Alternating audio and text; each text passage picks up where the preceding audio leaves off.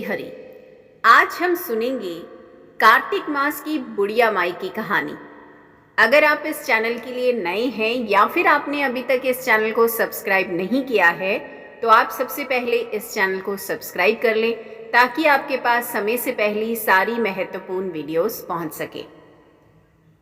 आइए सुनते हैं कार्तिक मास की कहानी, बुढ़िया माई की कहानी। किसी गांव में एक बुढ़िया रहती थी और वह कार्तिक का व्रत रखती थी। उसके व्रत खोलने के समय कृष्ण भगवान आते हैं और एक कटोरा खिचड़ी का रख कर चले जाते हैं। बुढ़िया के पड़ोस में एक औरत रहती थी। वह हर रोज यह देखकर ईर्ष्या करती कि इसका कोई नहीं है, फिर भी इसे खाने के लिए खिचड़ी मिल जाती है। एक दिन कार्तिक महीने का स्नान करने बुढ़िया गंगा गई। पीछे से कृष्ण भगवान उसका खिचड़ी का कटोरा रख गए। पड़ोसन ने जब खिचड़ी का कटोरा रखा देखा और देखा कि आसपास बुढ़िया नहीं है, तब वह कटोरा उठाकर घर के पिछवाड़े फेंक आई।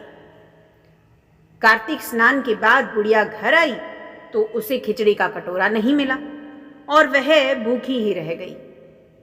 बार बार एक ही बात कहती कि कहाँ गई मेरी खिचड़ी, कहाँ गई मेरी खिचड़ी और कहाँ गया मेरा खिचड़ी का कटोरा।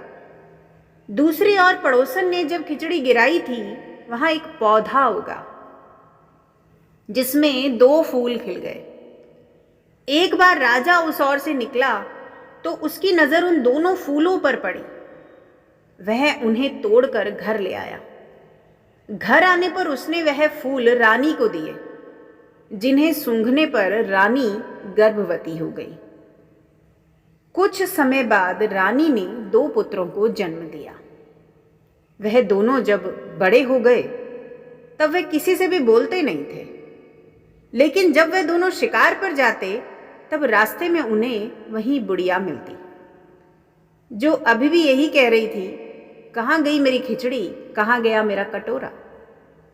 बुढ़िया की बात सुनकर वे दोनों कहते कि हम ही हैं तेरी खिचड़ी और हम ही हैं तेरा कटोरा।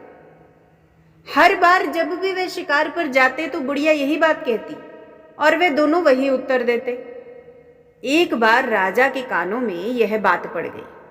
उससे आश्चर्य हुआ कि दोनों लड़के किसी से नहीं बोलते, तब वे उस बुढ़िया से कैसे बात करते हैं।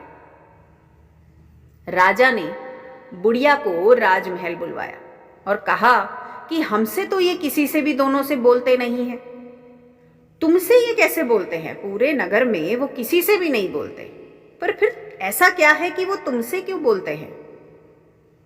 बुढ़िया ने कहा कि महाराज, मुझे नहीं पता कि ये कैसे मुझसे बोल लेते हैं। मैं तो सिर्फ कार्तिक का व्रत करती थी और कृष्ण भगवान मुझे खिचड़ी का कटोरा भर कर दे जाते थे। एक दिन मैं स्नान करके वापस आई तो मुझे वह खिचड़ी नहीं मिली। जब मैं कहने लगी कि कहाँ गई मेरी खिचड़ी और कहाँ गया मेरा कटोरा, तब वह दोनों लड़कों ने कहा कि तुम्हारी पड़ोसन ने तुम्हारी खिचड़ी फेंक दी थी तो उसके 2 फूल बन गए थे। वह फूल जो है वो राजा तोड़कर ले गया और रानी ने सूंघा तो हम 2 लड़कों का जन्म हुआ। हमें भगवान ने ही तुम्हारे लिए भेजा है। सारी बात सुनकर राजा ने बुढ़िया को महल में ही रहने को कहा। तब से बुढ़िया खुशी खुशी उस महल में रहने लगी और महलों का सुख भोगने लगी। हे कार्तिक महाराज, जैसे आपने बुढ़िया की बात सुनी, वैसे ही इस कथा को सुनने वाले को भी जरूर फल देना। जय महाराज कार्तिक की।